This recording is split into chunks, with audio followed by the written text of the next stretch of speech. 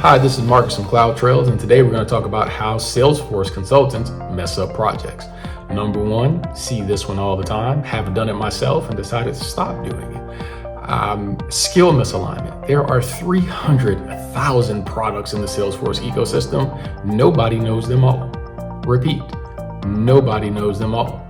Sometimes people get their hands stuck in a cookie jar, trying to take on something new, trying to be good to an AE, trying to stay in business. And they end up doing things that they don't have the skill set to do, mess up a customer's org, cause a lot of pain for a lot of people.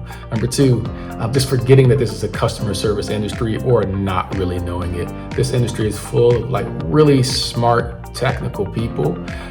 And sometimes they don't understand that the customer's not them. The customer doesn't understand all this stuff about Salesforce. The customer needs stuff to be explained to them. One of the things I hate here in this industry is hand holding.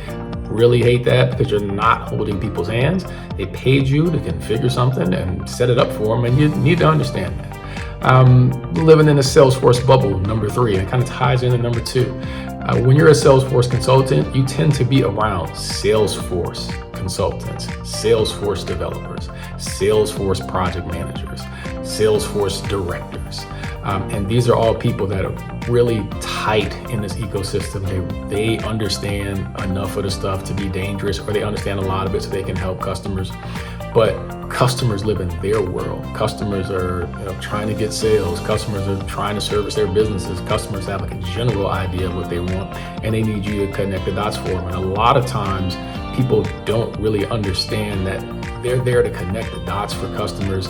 They're not there as the customer's not their technical counterpart. If the customer was their technical counterpart, the customer would need them for the project. That's something I see people just lose sight of, and it really makes stuff go awry because they don't really understand that they're there to bridge a gap and provide a service for people who need it. And last but not least is like not owning up to mistakes. And this is a very kind of unforgiving industry. If and when you make a mistake, I will say, because there's a ton of smart people around, you get this kind of reinforcement echo chamber that you shouldn't really make mistakes. You made a mistake, what's wrong with you kind of thing. But imagine someone makes a mistake in your org and they can't really own up to it. It just sits there marinating, being worse, till the end of time until somebody catches it. So in my experience, those are the four things that I've seen that make Salesforce consultants kind of mess up a project. Again, we got that skill set misalignment, just something you don't know how to do. Forgetting that this is a customer service industry, and I bundle those two together, forgetting that this is a customer service industry and or just living in that bubble that reinforces what you know about Salesforce. And number four, not owning up when you make mistakes. Look, everybody makes them. Everybody makes mistakes. There's nobody who doesn't make mistakes. But in this industry, it's kind of frowned upon to own your mistakes.